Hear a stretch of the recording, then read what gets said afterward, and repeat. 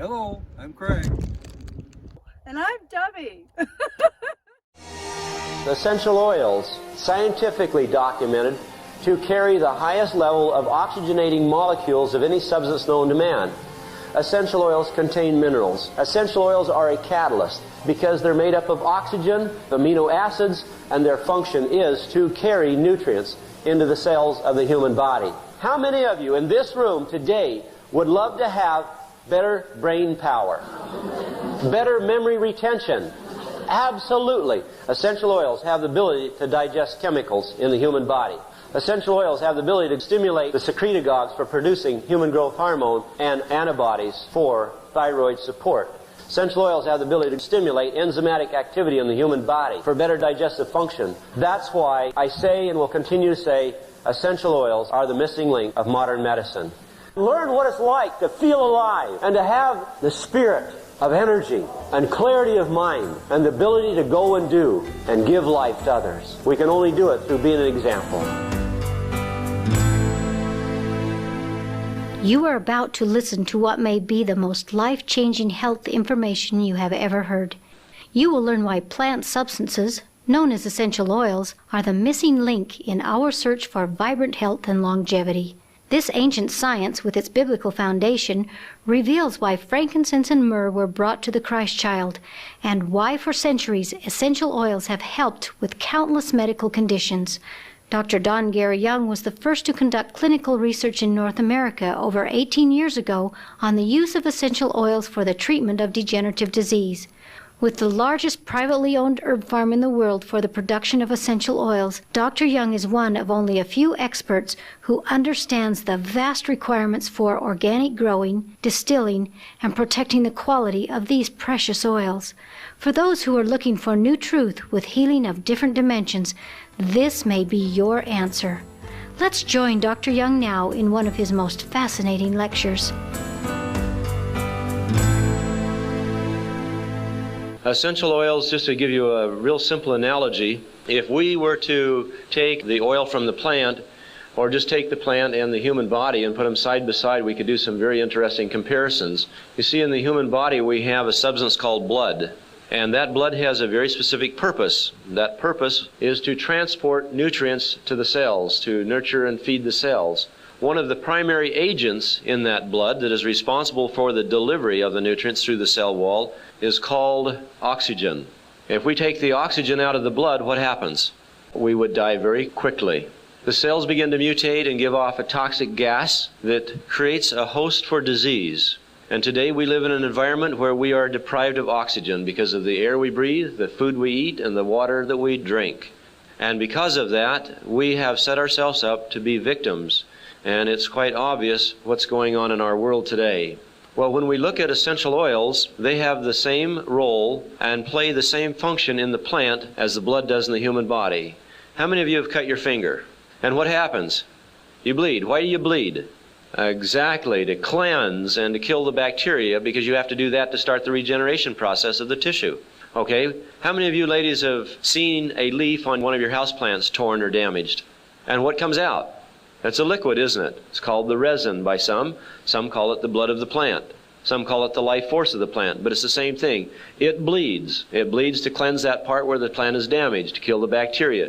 You see, the essential oil is like the blood. It's a transporter.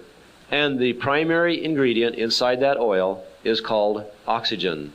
It has been discovered and determined now through research and the translation of papyrus and hieroglyphics in Egypt that oils were the first medicine of man. Even before herbs were used, oils were extracted from the plant and used before the actual plant was used. And as of 3 years ago, it was documented that essential oils produce the highest level of oxygenating molecules of any substance known to man. So when we think about that we can get actual oxygen from the oil, it's quite exciting. Now, not only can we get oxygen from the oil, but we also get negative ions, and we get ozone. Are they important to us? Why? Can bacteria live in ozone? Can bacteria live in a negative ion environment? No. You know, it's interesting when you look at what's going on in our world, because there's a big wave that has hit the United States called antioxidants. Right? And everybody's looking for antioxidants and antimicrobial substance to take. We're just going to walk through some things real quickly and show you why essential oils are the missing link in our health field today, and why everyone and every home needs to have them. Let's look at what the human body is up against today. And we look at what's causing the poisons that we're inhaling, the industrial contamination that's affecting our air. Look at the foods that we're eating today, fried foods and grease that causes carcinogenic activity in the blood, foods that are devaluated, and therefore we get no enzymes from the foods that we're eating. And the foods that were coming from the fields are sprayed with chemicals. The ground is saturated with chemicals and has been for over 50 years. And we wonder why we can't get good, wholesome food today.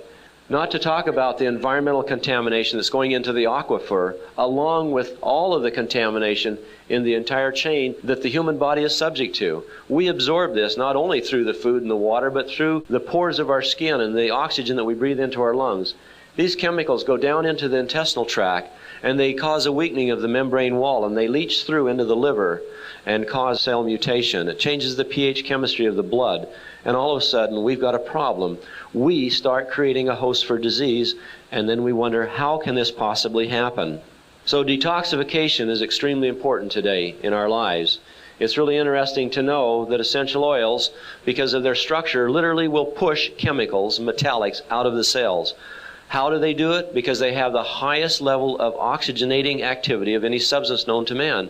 And oxygen pushes toxins out and pulls potassium back into the cell. Essential oils will reestablish normal cell function and balance. This is Time magazine. It was a September 12th issue, and I'm sure most of you have seen it. New virus and drug-resistant bacteria reversing human victories over infectious diseases. How can this happen if we have a healthy body? Can we have infection if we're healthy? Can we have cancer if we're healthy? Can we have AIDS if we're healthy? No, of course not. So let's be realistic and look at it. This was quite interesting here, because if we look down here at the bottom, it says more than 850 people have come down with cholera in southern Russia, and officials fear the disease could erupt into an epidemic. While this article was being published and they were talking about 850 people in Russia, they never even made mention of the thousands of people they were digging holes, open pits, and burying in mass graves in South America from cholera. Did anyone see that on CNN? We need to start paying attention and waking up to what's really going on around us. Look at this. Some microbes can reproduce in just 20 minutes. And this article goes on to talk about how the drug makers are fighting back, and yet how that every time they produce a drug, the bacteria or the virus mutates and develops its own immunity to the antibiotic. Now that's quite interesting, because when you know these things are fact, and then when you come to understand oils and realize that at this point in time today, they have not found one virus that can create an immunity against an essential oil. Look at here. The question ceases to be, when will disease be gone? This is interesting when we look at the statistics here. Respiratory infections, bacterial and viral, 4 million deaths. Diarrhea and diseases related, viral and bacterial, 3 million deaths. This is per year. Tuberculosis, bacterial. Now we have a new viral tuberculosis, do we not? And they don't even mention the viral tuberculosis here, just the bacterial, 3 million. Hepatitis B, virus, 3 million. Protozoa, malaria, 1 million. Measles, viral, 880,000. Tetanus, 600,000. AIDS, viral, 550,000. They don't even talk about cancer and heart disease there. We're just talking about diseases here related to virus and bacteria. And yet they don't even list the new tuberculosis virus, or the new hantavirus is not listed there. The flesh-eating virus, the streptococci A, the Ebola virus. There's so much going on that we're not even aware of what's happening. I think many of us also have a tendency to want to ignore it. We don't want to deal with the truth. Why? We don't know what to do about it. True or false? Okay, look at here. Where will the next deadly virus appear? And then it goes on to talk about, the agents, smallpox, AIDS, hepatitis B. How many of you are familiar with the Ebola virus and the symptomology of it? Are you aware that that Ebola virus causes decomposing of the internal organs and the smooth muscle tissue inside the human body? And once a victim contracts the Ebola virus, 3 to 5 days and they're dead. And you know what happened in Womingo, Minnesota just last week? Where 8 people died from what they're calling the new streptococci virus that caused people to die within 3 to 5 days. Their tissue, internal organs degenerated. It was the Ebola virus, but they're saying it's a new streptococci A. An epidemic. This is interesting. The price of doing nothing will be millions of lives. And it's happened before. Look at here. Killer flu, 1918 to 19, killed 20 million people. So we're not dealing with something that's just popped into our world today. There's been viruses around since the beginning of time. Look at what happened during Moses' time. Look at the 16th century plague in England and Europe that claimed millions of lives. Why is it happening? Why do we have more of it today? Because we have a weaker immune system. How are we going to build it? How many are familiar with this article out of the Weekly World News, November 8th issue? Cancer flu spreads to U.S. The virus acts like an ordinary flu bug at first, but as the symptoms linger, the virus mutates, causing cancer of the bone, blood, brain, colon, and pancreas. Interesting, isn't it? And of course, if you happen to be a victim, cancer flu has reached the United States, much less stricken victims in Dallas, Los Angeles, San Francisco, Chicago, and New York. What are we going to do about these things? Look at this article here in March issue of Reader's Digest. The invisible invaders. The question is no longer when will infectious disease be wiped out. Rather it is where will the next deadly new plague appear. You need to read it because this article talks about how that every antibiotic that they have made, the viruses mutate, the bacteria mutate, and create their own immunity against the antibiotics. So we need to read these things so we are aware of what's going on and be prepared. Let's look at some of the things that cause it. Water suspected in illness. U.S. health officials speculate that local water sickened dozens of AIDS patients during the spring. Groups warn of risk from bad drinking water. New TB, a time bomb. This is USA Today News cover story. You know, we need to be aware. Flu on tap. Milwaukee blames illness on tap water. Tainted water. Blame for unlike illnesses. It just goes on and on wherever we look. A contagious fascination with infections. As lethal viruses make news, the public ponders. What if? The hot zone. How many of you have seen the movie The Outbreak? Well, that's a reality. That's not just a movie. That's a reality. Ancient ills return with a vengeance. Viruses that they can't kill, they can't control. Now I want to spend time showing you what's exciting. This comes right out of the Cairo University Research Department. Dr. Rodwin S. Farag, who is our colleague in research at Cairo and I've worked with for 3 years. Safety evaluation of thyme and clove essential oils as natural antioxidants. If we're going to fight something, let's fight it with what God gave us to fight with. Look at here. Antimicrobial activity of some Egyptian spice essential oils. Hard copy research. We're not just here to talk about folklore medicine. Antimicrobial action of essential oils. The antimicrobial action is probably the one property of essential oils that has been known for the longest time. Isn't that interesting? But do you know about it? Do you read about it? Do you get to hear about it in the US of A? Of course not. How many of you know somebody that has diabetes? Let me show you what's going on in Cairo University with diabetes. They cure it. Look at here. This is just one of the simple studies that was conducted on diabetes. Blood glucose levels. This was a control group with insulin right here. Then they used bitter fennel, and it dropped it from over 275 to 200. Common dill oil, below 200. Coriander brought it down to normal range. Simple essential oils. Yes, they're correcting diseases in many places in the world. Look at here what came off the Associated Press 2 months ago. Very interesting. Scientists examine the role of food derivatives in preventing cancer. Is anyone interested in cancer prevention? Cancer regression? Well, look at here. Soybeans, lavender oil, and orange peel. And we jump over here. Cancer-fighting powers of plant oils. Small quantities in lavender oil have been shown to work against breast cancer in lab animals. In animal studies, he said, we got both the prevention of cancer and the regression of cancer. How many would sooner have chemotherapy than a bottle of lavender oil? Now, this is something that's very exciting. We need oxygenation, antioxidants, and increased frequency. What's a frequency? Is frequency important to us? Are our bodies electrical?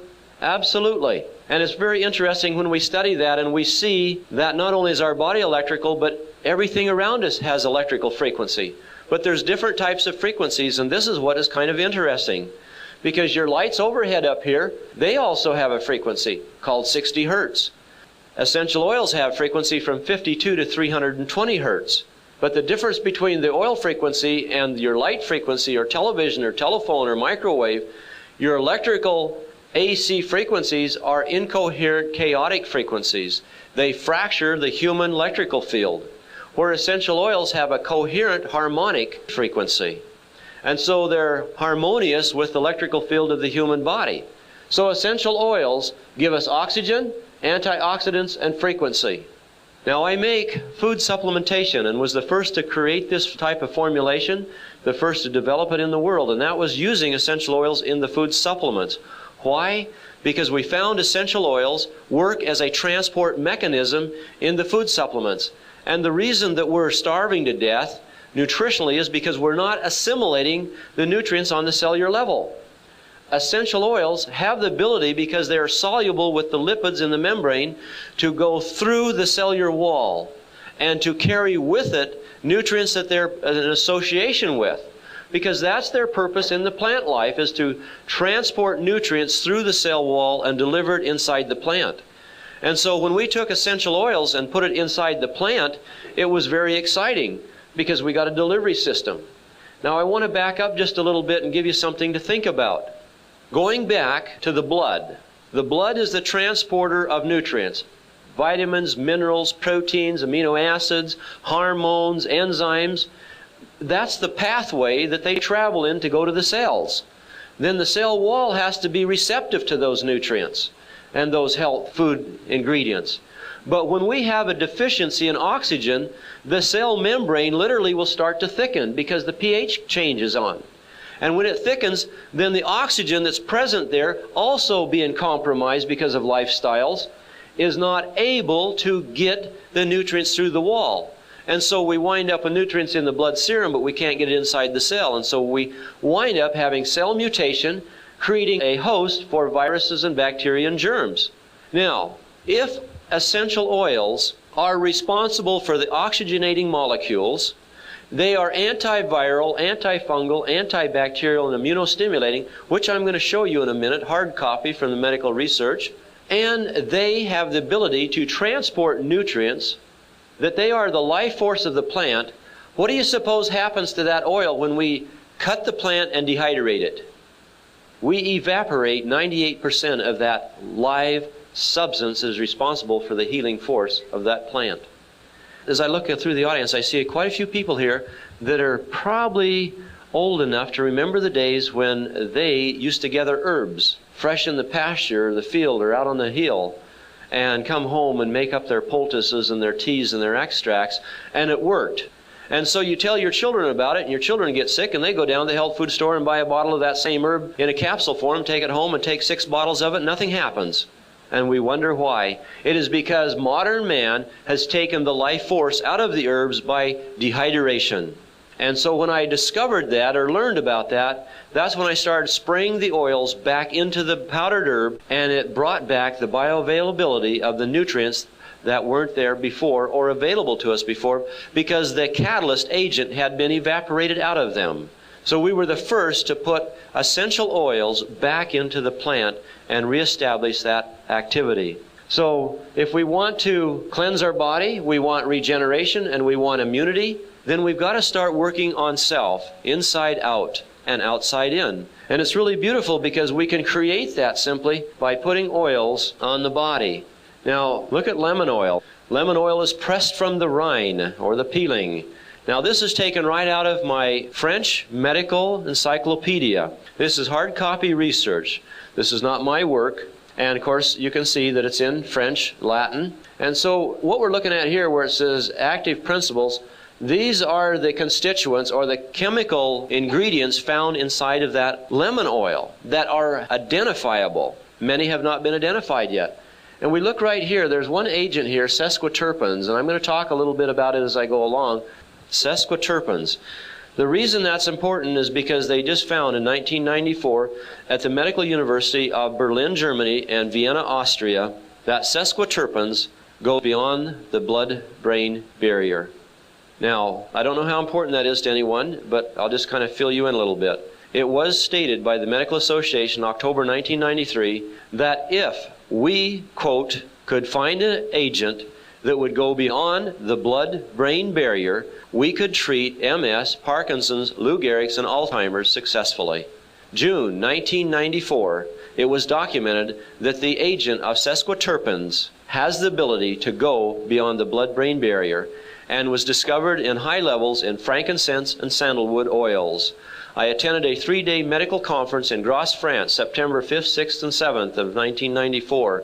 I saw this research presented, and I saw the brain scan slices of before and after the inhalation of frankincense and sandalwood, and how it increased the oxygen production in the limbic system, particularly around the pineal and pituitary gland, and increased the secretion of antibodies, endorphins, and neurotransmitters.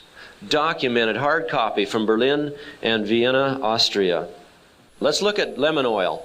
Anti-infectious, bacterial, streptococci, antiseptic, bacterial, antiviral.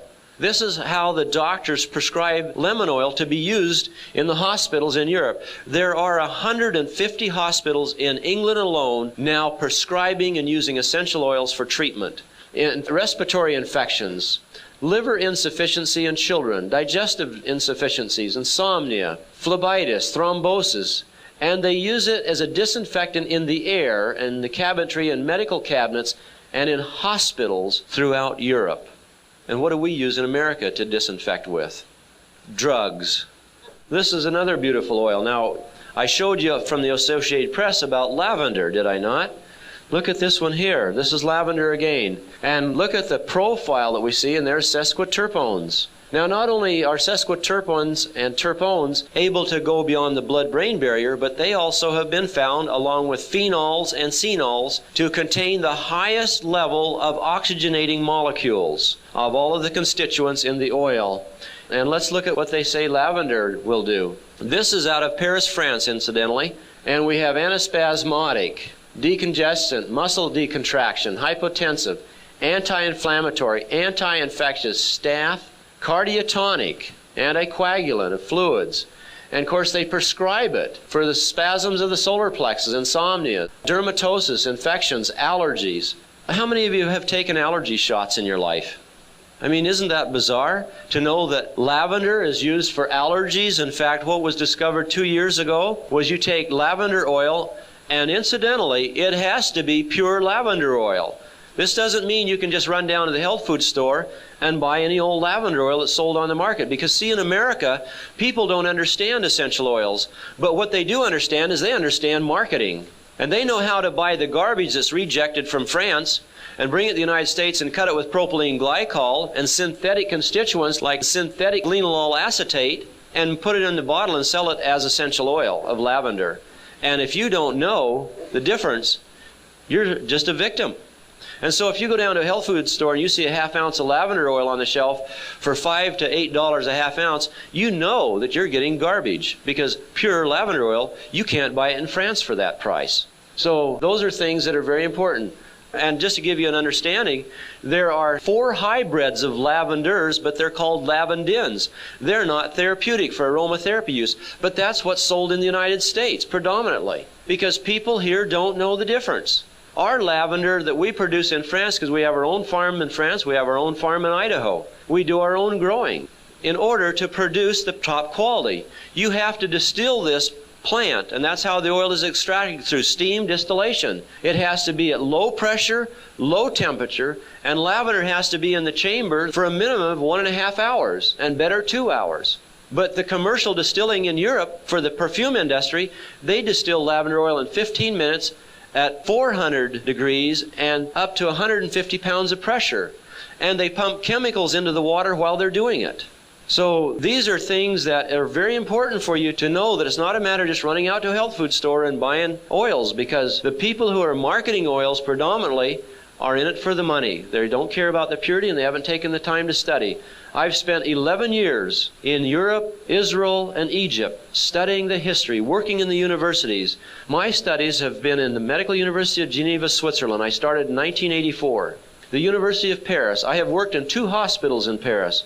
I've studied at the Warwick University, the London University, the University of Cairo, where I've spent 3 years working and studying and traveling, the Hebrew University in Jerusalem. And so it's been an incredible study. I spent 5 years off and on in southern France learning the ancient art of distillation so we could maintain that purity. Now let me share with you some of the things that just came out of the Warwick University that I brought back last year on lavender oil.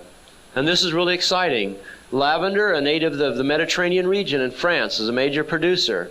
A fragrance component in pharmaceuticals, antiseptic ointments, creams, lotions, cosmetics, including soaps, detergents, creams, lotions, and perfumes, lavender waters, and colognes.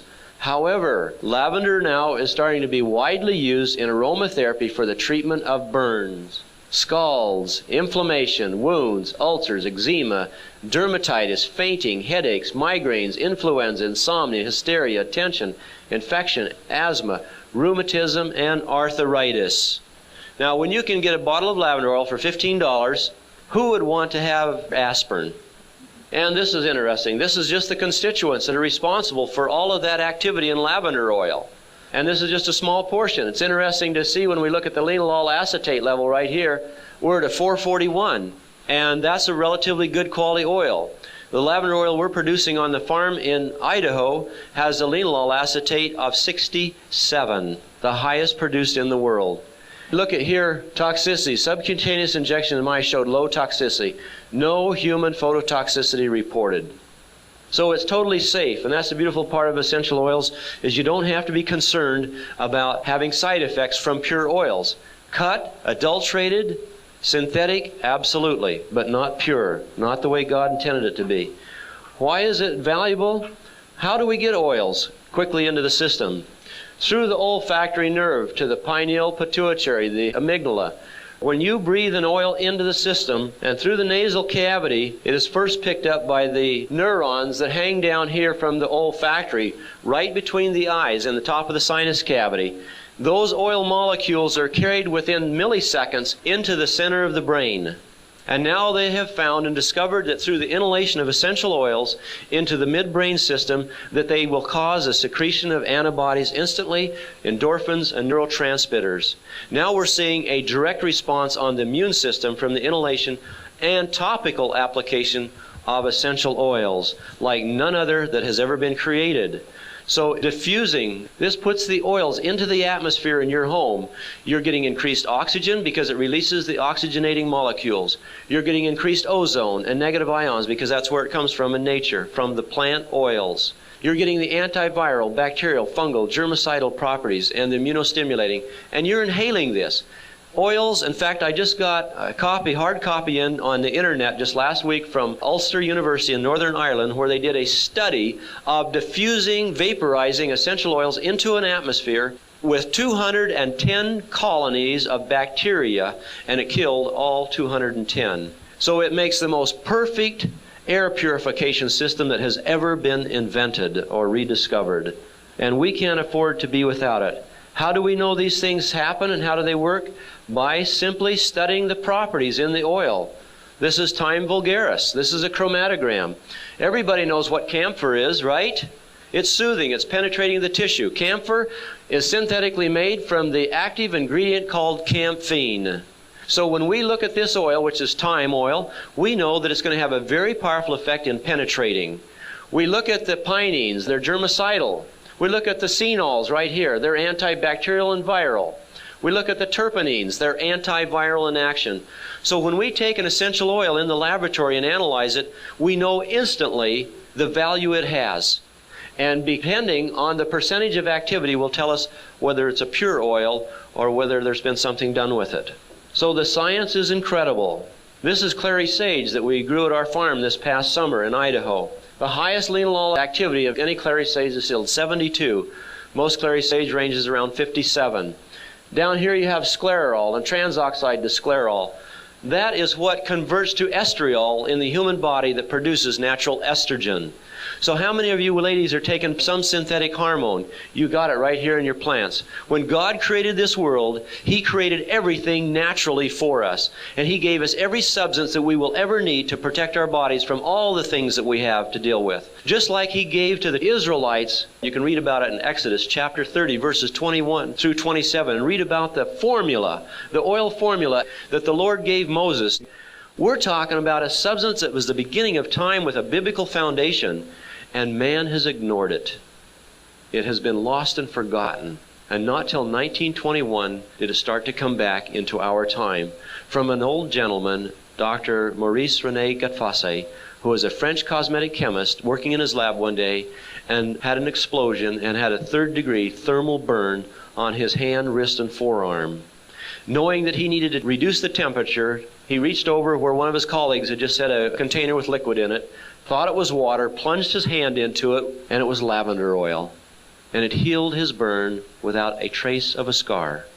And that man was so excited, and being a chemist, he took the lavender apart to understand and find out how it healed this burn without a scar.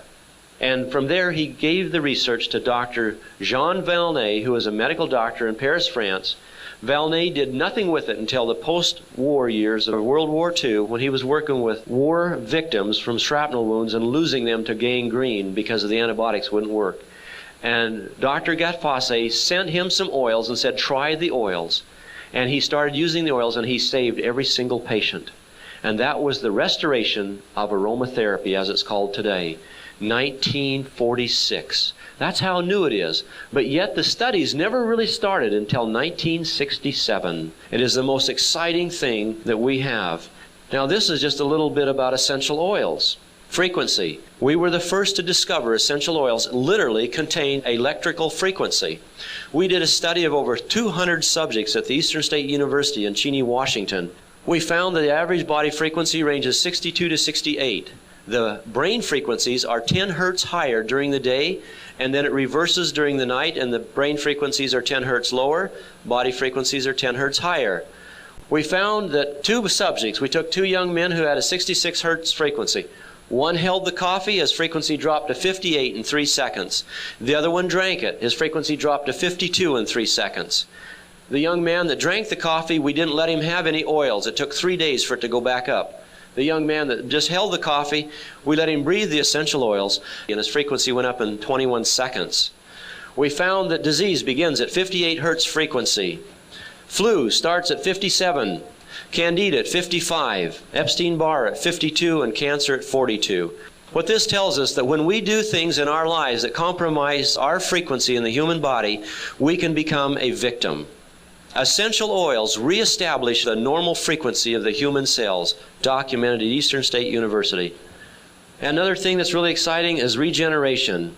How can you regenerate something if you can't stimulate circulation and activity? The top leading neurologist in the United States helped me to discover oils were electrical.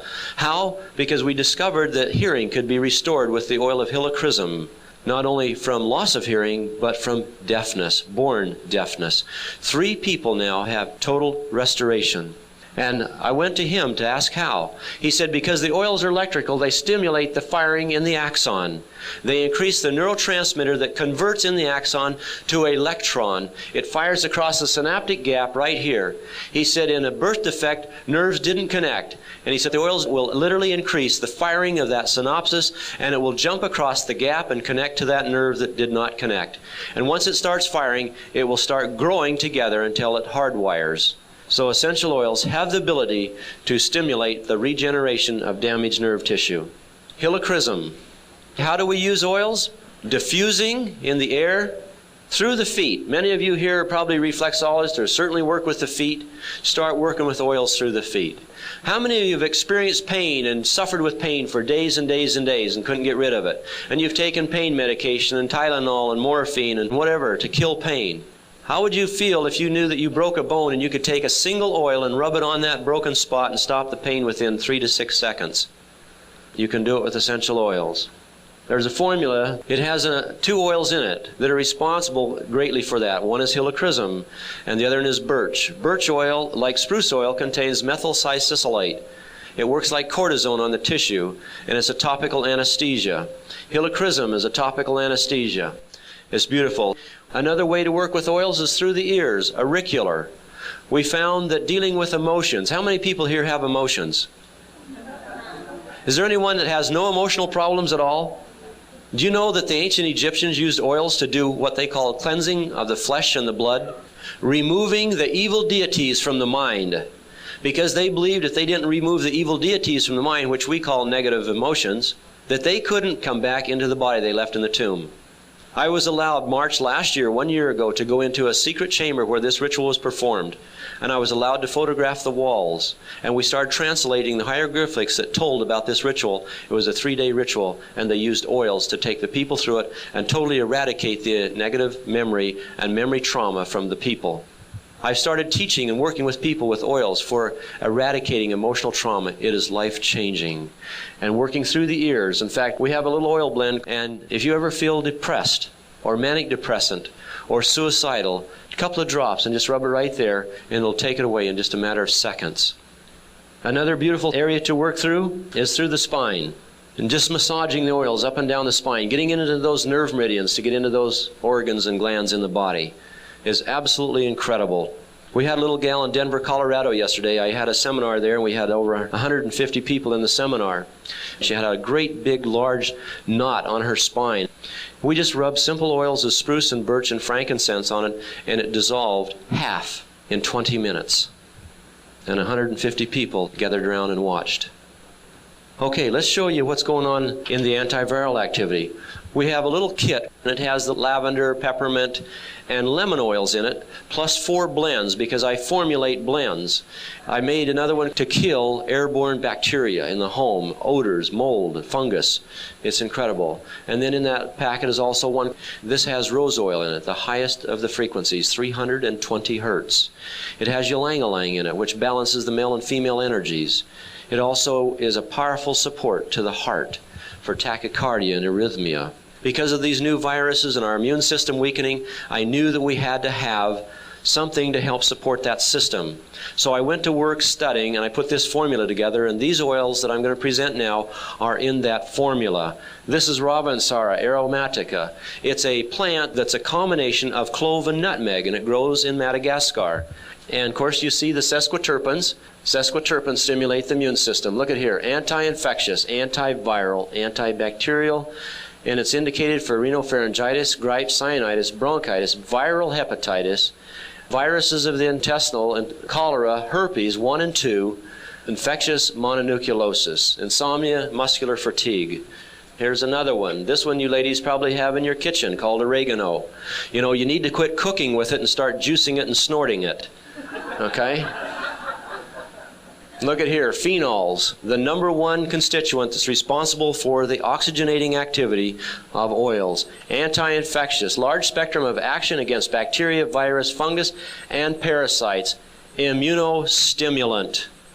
This one you'll like. Frankincense is talked about in the Bible, the holy anointing oil. It's mentioned 52 times in the Bible. Okay, sesquiterpenes again, goes beyond the blood-brain barrier. Look at here, anti-catarrhal, expectorant, anti-tumoral, immunostimulant, antidepressive, bronchitis, catarrh, asthma, ulcers, cancer, immunodeficiencies, and nervous depression. I got involved with a doctor in Scottsdale, Arizona, Dr. Teri Friedman, medical doctor. I asked him if he would like to do some research and work with the oils and see what he could create, and he said, I would love to. As of this day, 1 year from the time we started, he now has 9 cancer patients out of 9 in remission from prostate and lymphoma and Hodgkin's. That's documented, by the way. Hyssop oil, the oil that Moses used. Look at here, anti-catarrhal, mucolytic, decongestion, anti-inflammatory of the pulmonary, regulator of the metabolism and lipids, anti-infectious, large spectrum, staphylococci, pneumonia, parasites, prescribed for rhinopharyngitis, sinusitis, bronchitis, pneumonia, cystitis, post-infections, sclerosis, plaque, ovarian problems. It just goes on and on and on. Mountain savory. Look at here, anti-infectious, major activity as an antibacterial agent, antifungal, antiviral, antiparasitic, immunostimulating. And here they use it for candida, cystitis, prostatitis, and right on down through arthritis and rheumatoid arthritis. That was mountain savory. This is cistus oil, commonly called rock rose. Beautiful oil. Same thing, there we see the phenols again. Anti-infectious, antiviral, bacterial, regulator of neurovegetative degeneration of the nervous system, autoimmune. So used also for arthritis and rheumatism and plaque and other things, but primarily for viruses of the autoimmune system. What is AIDS? Okay, we had a beautiful situation in Pottstown, Pennsylvania just a couple of weeks ago. a nurse at one of the seminars. She says, Dr. Young, could I share a story with you? And I said, yes. She says, one of the doctors that I work for has a patient that has lupus. She'd had it for a number of years, and as she's getting older, the lupus has just been progressively getting worse and worse and worse. And she was in the hospital for a test and change of medication, and she said my doctor told her that there was nothing that could be done and just to get her affairs in order.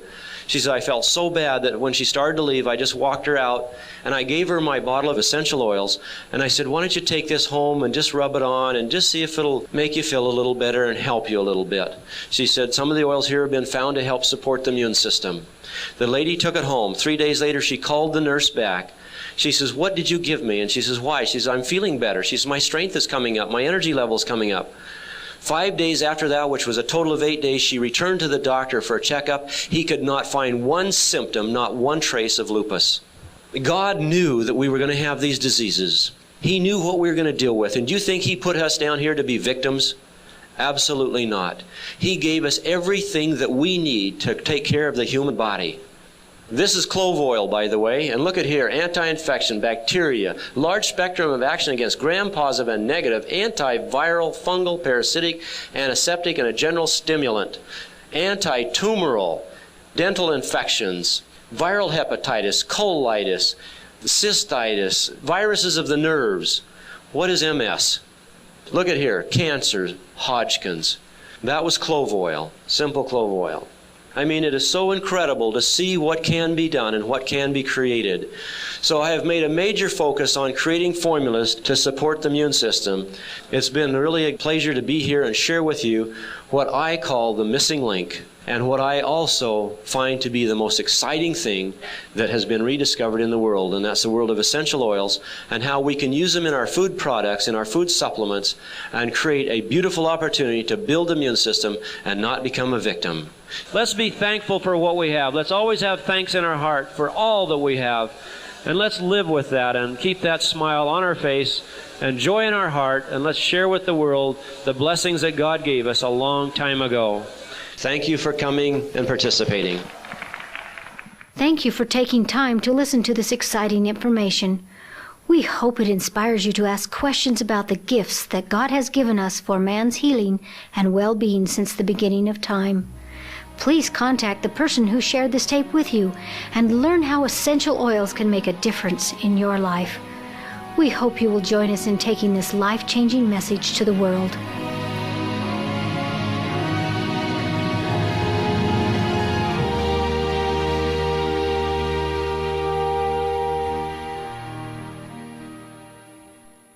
This information is for educational purposes only and not intended to diagnose, treat, or cure any disease.